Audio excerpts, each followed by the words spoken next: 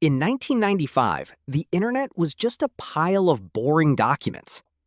No apps, no animations, just text, links, and sadness.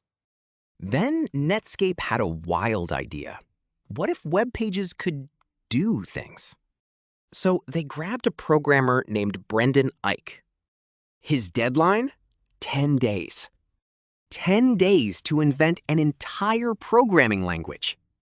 People take longer to pick a pizza topping.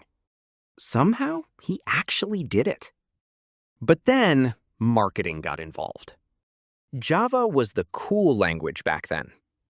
So they named this brand new language JavaScript. The two languages are completely unrelated. That is like naming your goldfish Shark and hoping for respect. People are still confused 30 years later. And the language itself? Deeply weird. 0.1 plus 0.2 is not 0.3. Add an empty array to an empty object, and you get the words object. Why? Nobody knows. Okay, maybe 3 people know. Then came the browser wars. Every browser ran JavaScript slightly differently. Your website worked in one browser and exploded in the other. Developers did actual witchcraft just to center a button. Then jQuery showed up, and everyone cried happy tears. 1 line of code instead of 40. In 2009, JavaScript escaped the browser. Node let it run on servers. Nowhere was safe.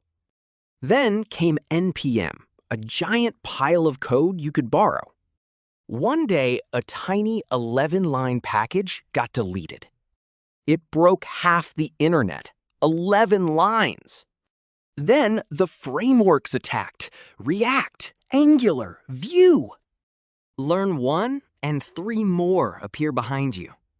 And yet today, this 10-day accident runs the entire world.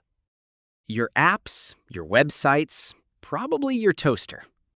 JavaScript, the glorious mistake that refused to die.